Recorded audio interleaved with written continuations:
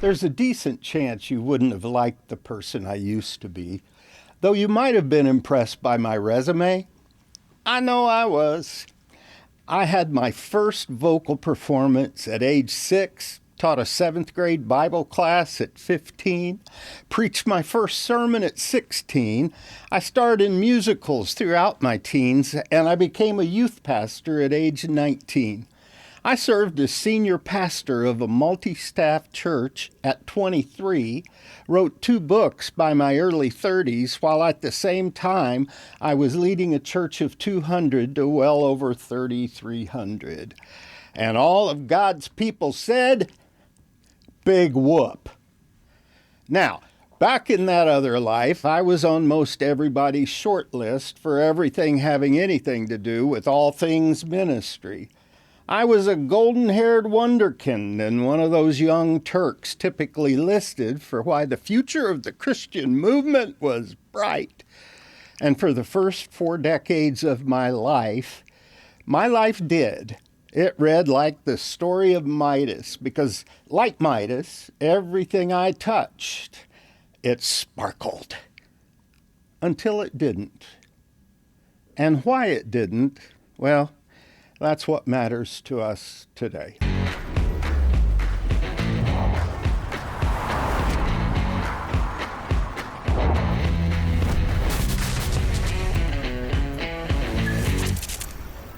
Hey, everybody. With gratitude to the army of great people at Y-Refi who make this show possible, I want to welcome you to the Wyatt Matters Show. With me today is the host of the Promise Hill podcast, Kimberly Herman. And this guy is an author and pastor, Todd Bussey. And we have a newbie, his first time as a legit part of the Wyatt Matters team, Garrett Shelp. All right, so today's show is all about Phoenix stories. Not the city, mind you. Those epic tales of people who got torched, or maybe they torched themselves. Maybe it was a public faceplant or a body that turned on them or rejections based on their appearance. And yet the people we're going to talk about, they put themselves out there anyway. Some for the first time, and others who clawed their way back after heart-wrenching setbacks, self-inflicted or otherwise. But hey, this show is not a Hallmark movie, so think less inspirational TED Talk and think a lot more about an SNL skit gone off the rails, okay? In a good way, or hopefully a funny way. All right, we all know all too well the stories of people who were written off as too average, too forgettable, too whatever, but when finally given a shot, given a chance to express their gifting, wow. And what bigger and better platform for that to happen than America's Got Talent, where previously unknown people, everyday run-of-the-mill folks, get 2 minutes to do their thing with the hope that maybe their lives will change forever. If you've ever watched America's Got Talent, you know how such people shuffle onto the stage looking so humble, face to the ground, unable to even make eye contact. But then that first note drops, their voice hits like a freight train, and are you kidding me? Suddenly everybody's on their feet. Simon is acting like he knew it was going to happen all along. Meanwhile, Howie's reaching for the golden buzzer.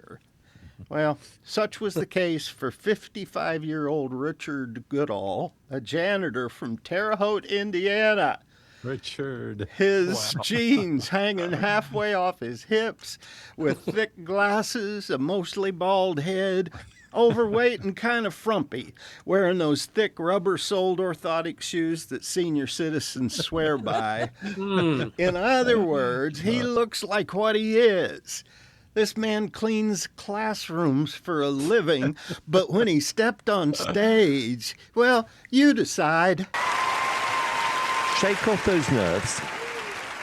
We're here. We're rooting for you, Richard. Good luck.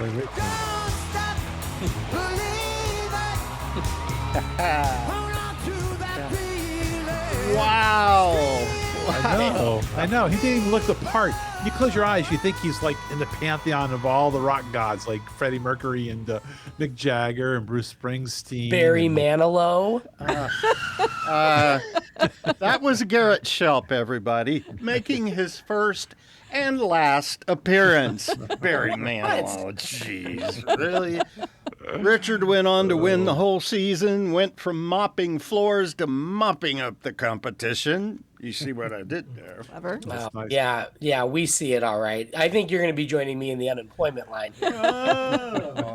But it's not just Richard. Todd, you were telling me about a couple of contestants that really got to you. My family loves the show. We watch it all the time, and I'm not gonna lie. Like, usually it comes with a couple of Kleenexes with it. They're just good stories there.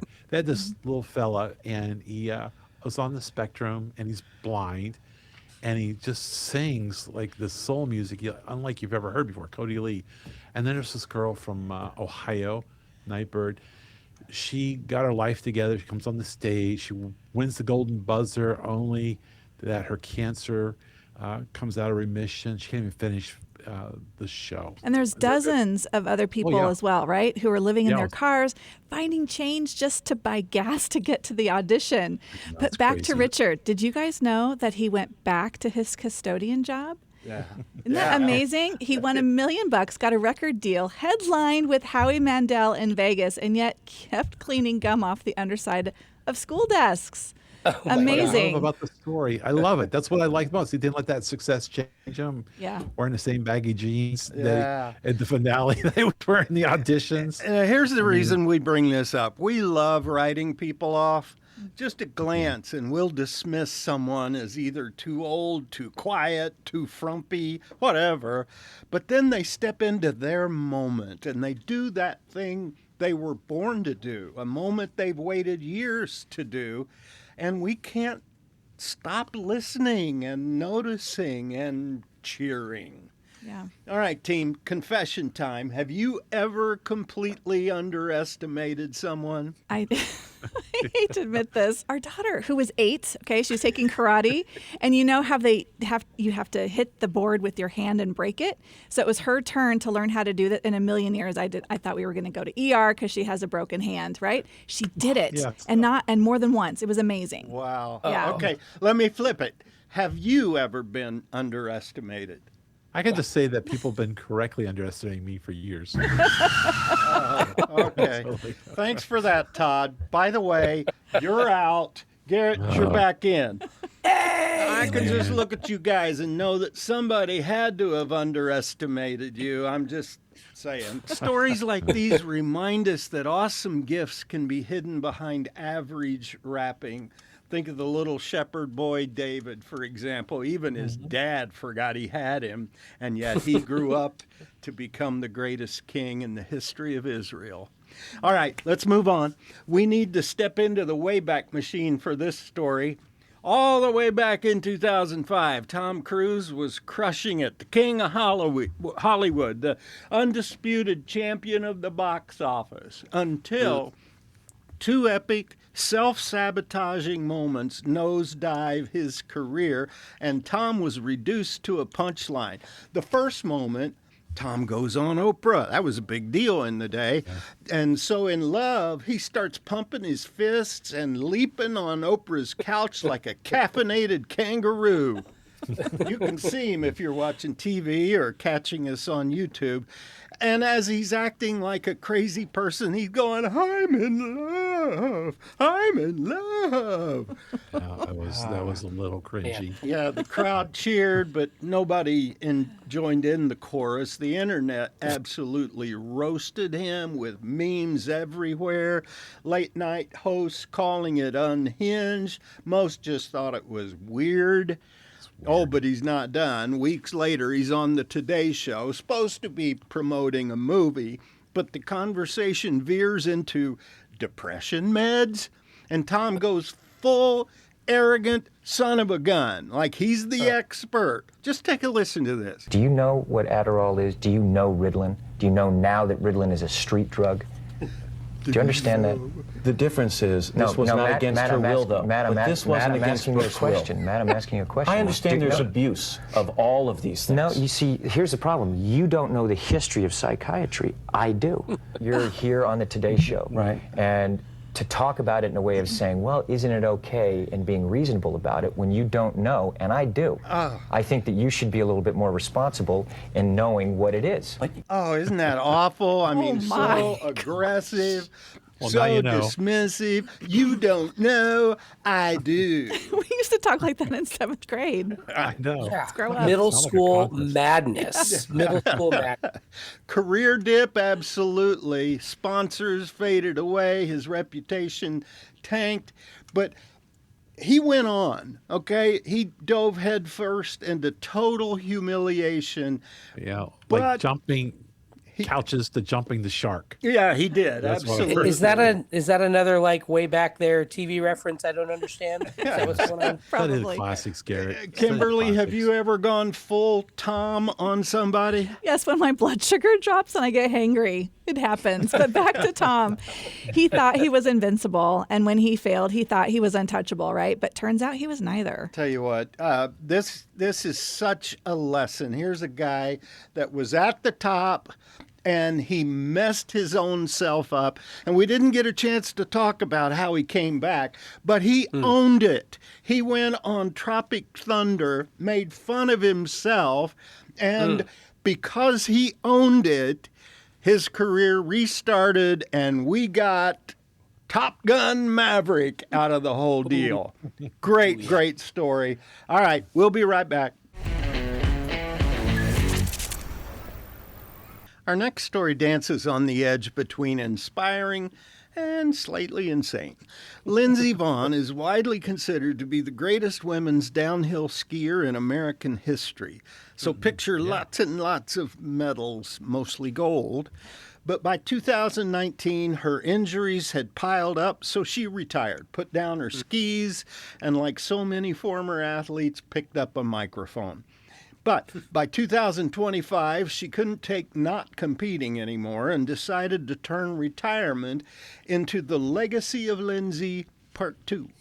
Mind you, this is after numerous surgeries plus a partial knee replacement. Lindsey's knee said, "You're done," but the rest of Lindsey said, "Hold my poles."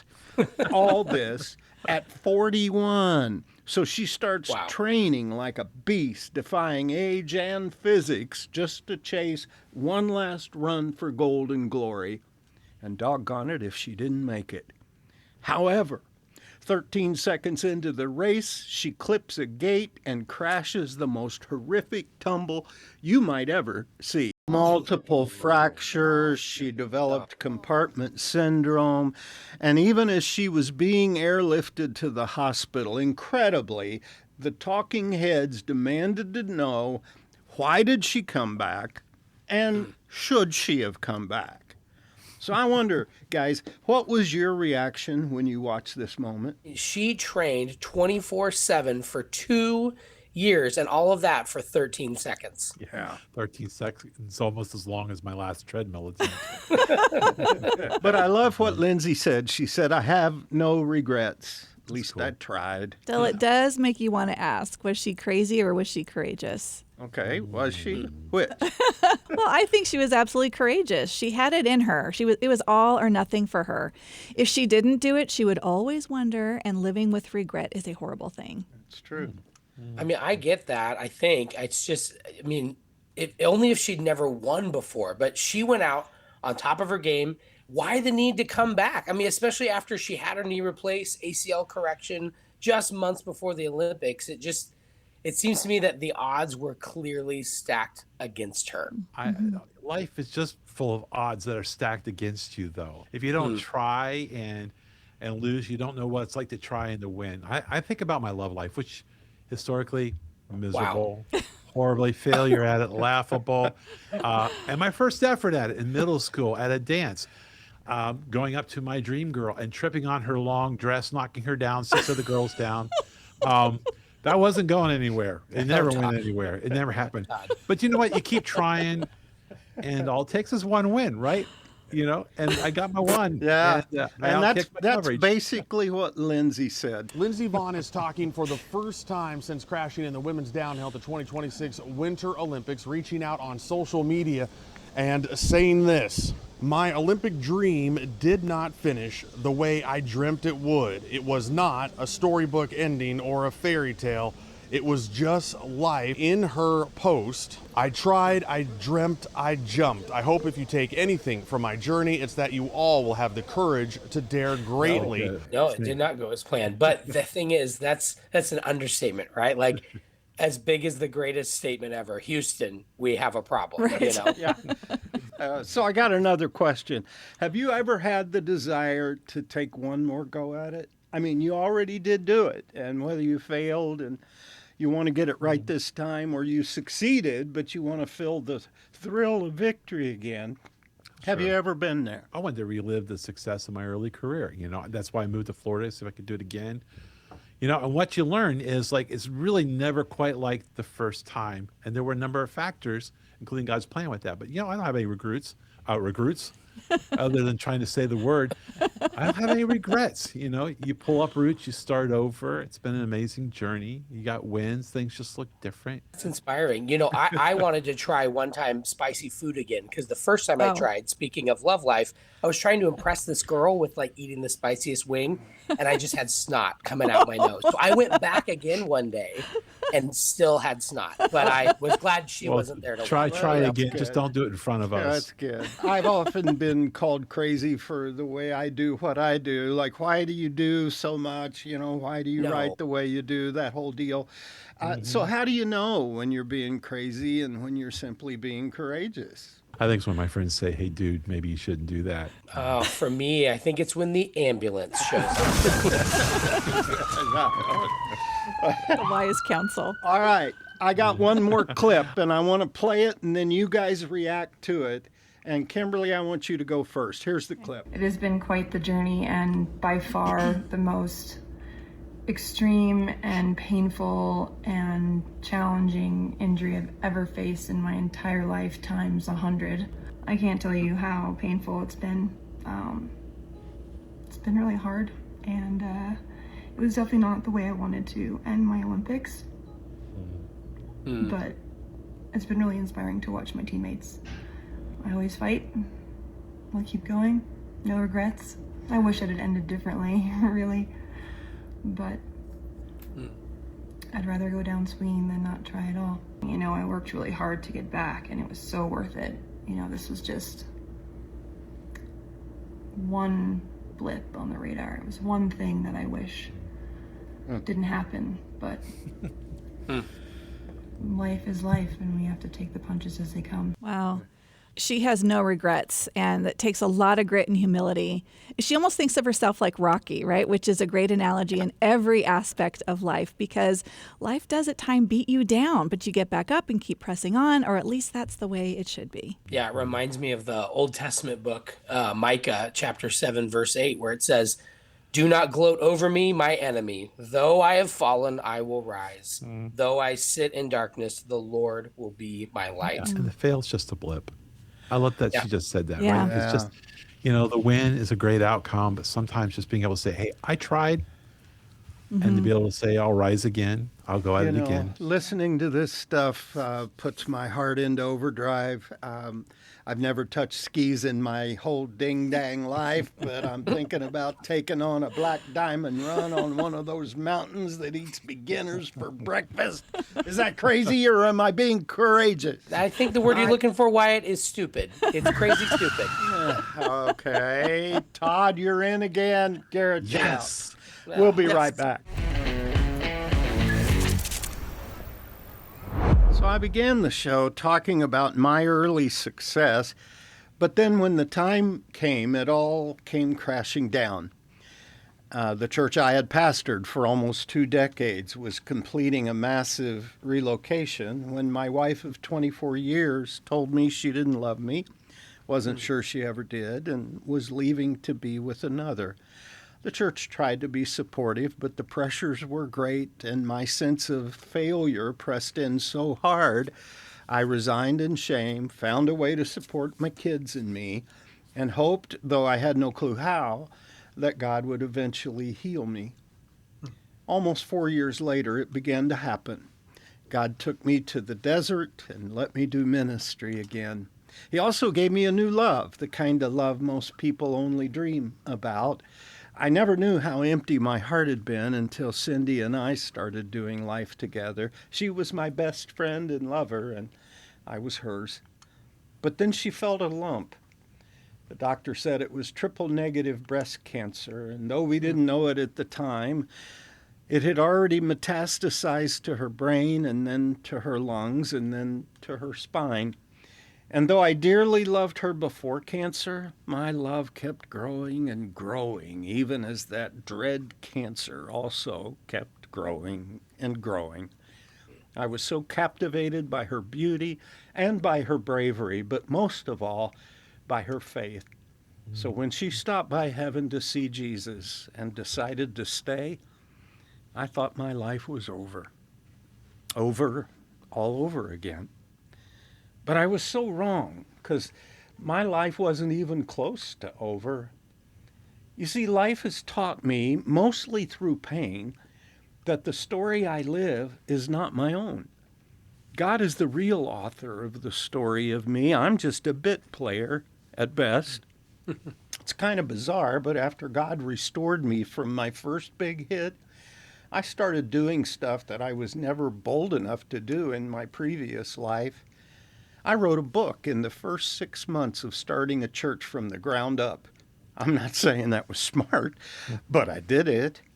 And then during Cindy's cancer battle, with me as her primary caregiver, I decided to preach through the New Testament book of Hebrews, one of the most difficult books in all the Bible. So again, not smart.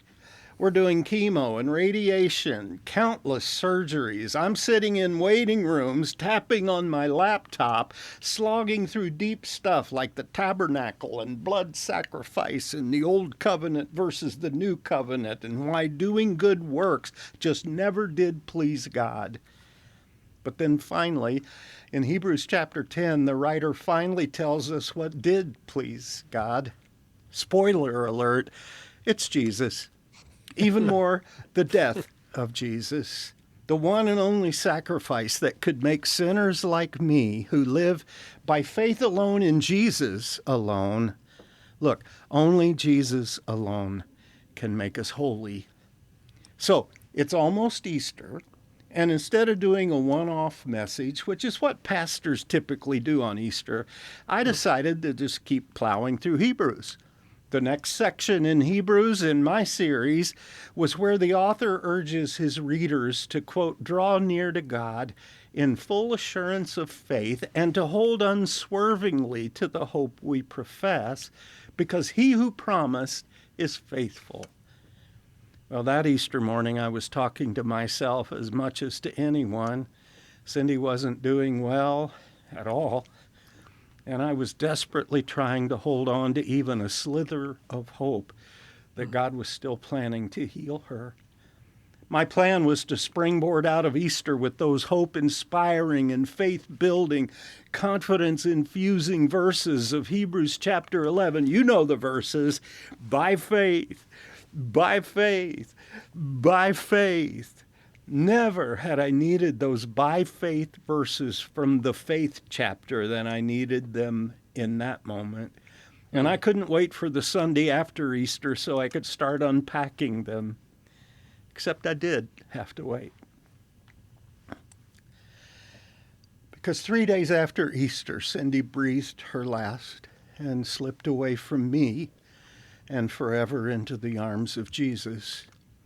And for a long season that seemed like forever, I could do hardly anything else but grieve. Now, if you haven't experienced much pain in your life, you might worry about a pastor who admits such things, but you need to just chill out, quite frankly, because I didn't grieve without hope. I didn't. It's just that Cindy's gain in being with Jesus was my loss. Cindy being with the Lord meant she was away from me. And though because I loved her so much, I was relieved for her, knowing that she would never again have to endure death or mourning or pain, the problem is I was dealing with all three of those in full measure. I was thrilled that God had wiped away every tear from her eyes, but I was weeping a bucketful of my own. There were days I wondered if I would ever stop crying. We'll be right back. Welcome back. Several weeks later, I sensed it was time to preach again. I just didn't know how I would be able to do it. But a prof once told me that faithfulness is 90% just showing up. So that's what I did. And God came with me, just as he has been with me through every other surprising and heartbreaking chapter he's written into my story.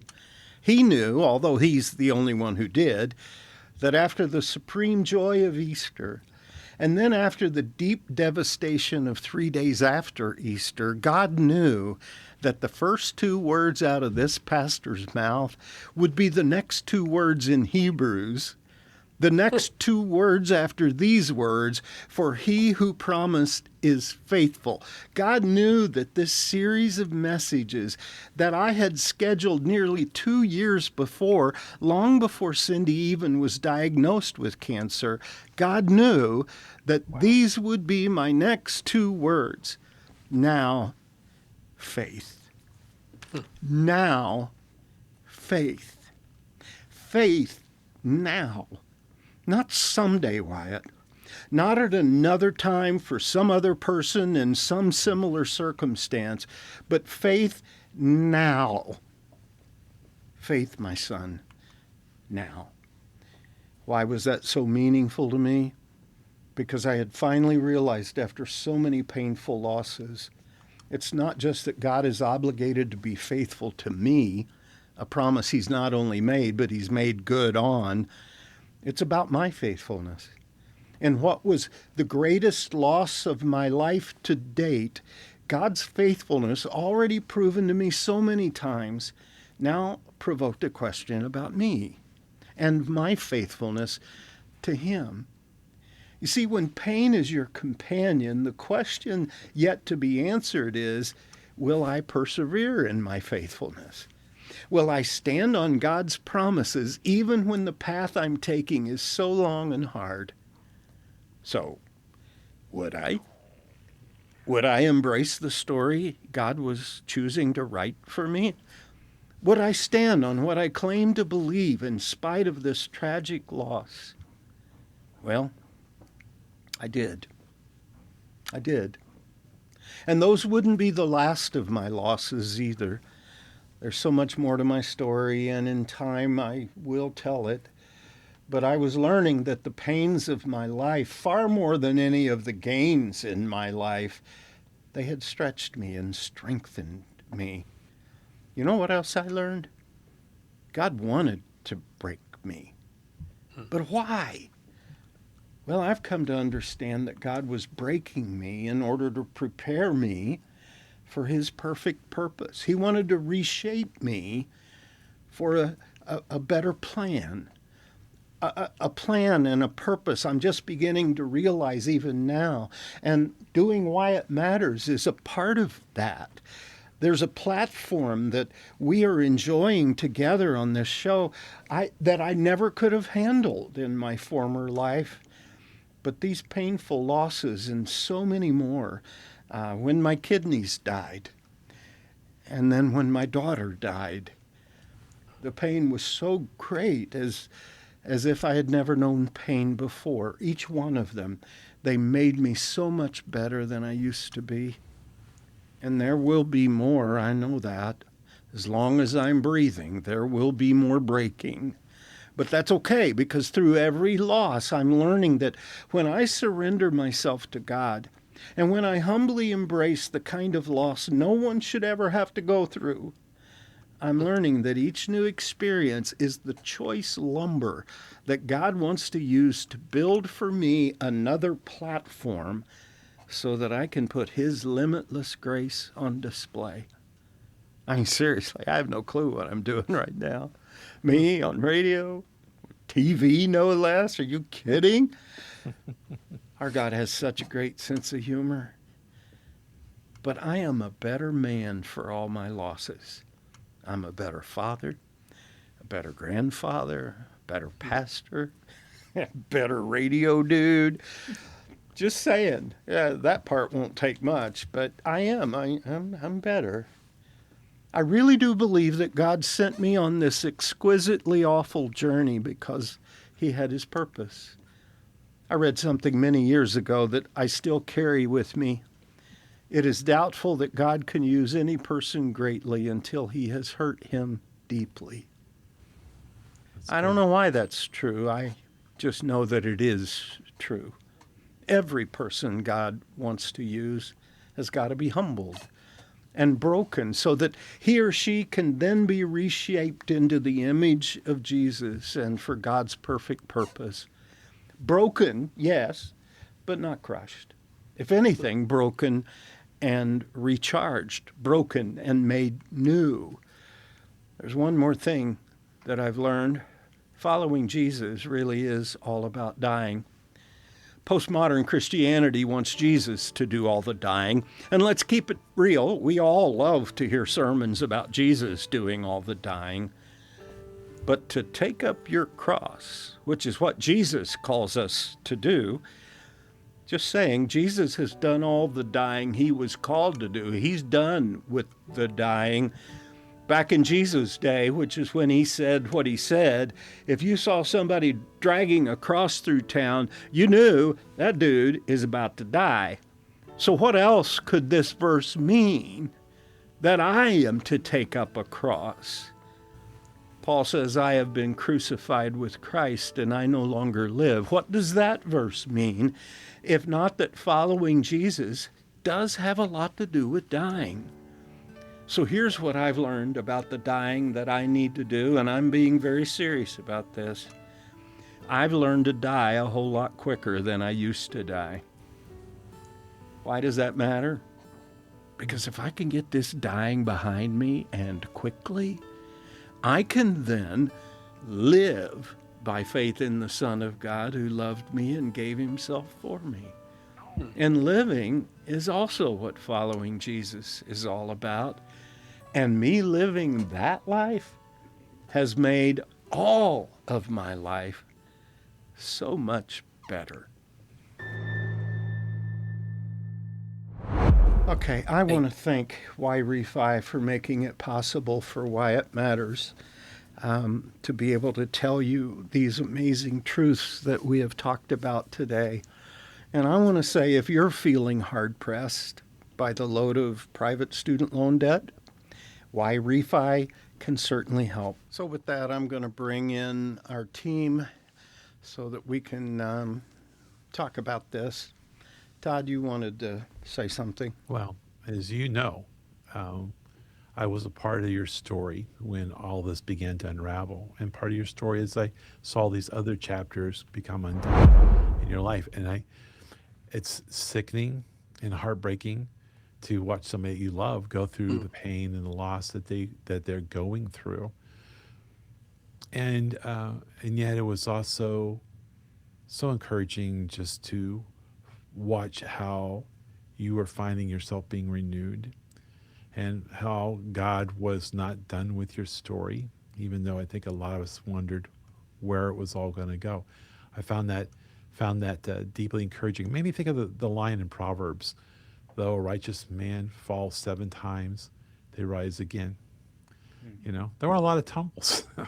There were a lot of tumbles, and yet there was a rising again. Yeah. You know, about 25 years ago, my mom died from cancer, and a few months later, my brother died of a weird freak thing.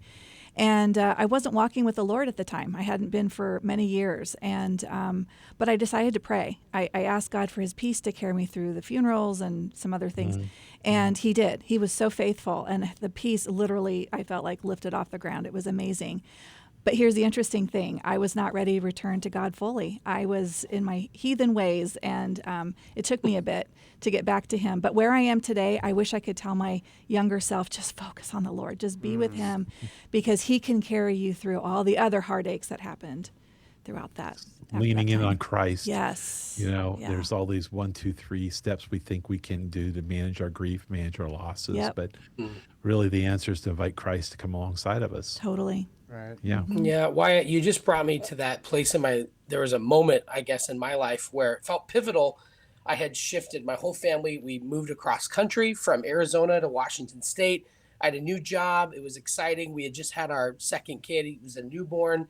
And in the midst of this, I kind of felt like my life behind me was settled and I'm moving into this new thing. And then I find out that my dad's health takes a big turn. He has to get put into a full-time caregiving situation in a facility. And I just was so frustrated because I felt like I was needing to show up. You talked about dying, the part of us that requires some dying. Like, I wanted to get focused on this new chapter, and I felt like God was pulling me back into this story with my dad. And all I know is and maybe you felt this way. It sounded like you did, that like, I just needed to know that somehow God was with me. I needed to enter in with energy I didn't have to engage this situation with him, because it was so ongoing.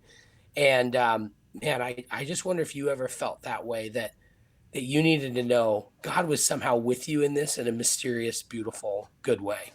Well, I did, and Cindy helped me so much in that regard, because she was so vulnerable throughout the whole process. She would come to me, and this is a woman who was into the Word every day, deeply. It was a very personal relationship she had with Jesus. But she would come to me, and I remember one incident, and I don't have time to tell the whole story now, but I'll tell it someday. She came to me, and she just wanted to know why. I mean, why is this happening? And I took her to 2 Corinthians chapter 4, where Paul talks about the fact that we're hard-pressed on every side, but not crushed. And he goes on, several different illustrations: perplexed, but not in despair; persecuted, but not abandoned.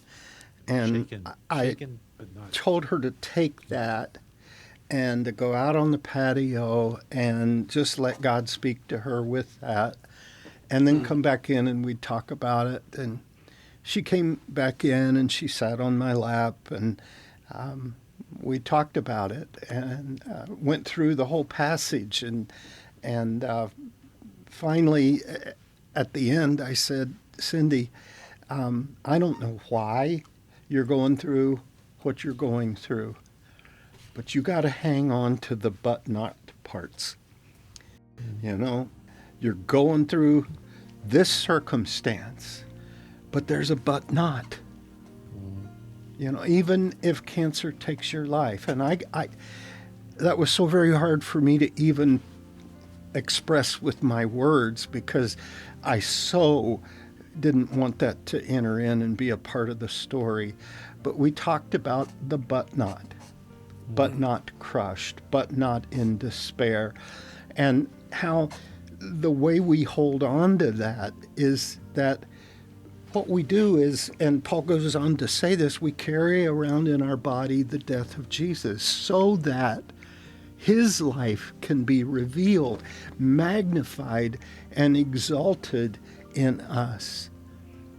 And she really took that in, and that's how she lived her last days. She wanted to carry around the life of Jesus.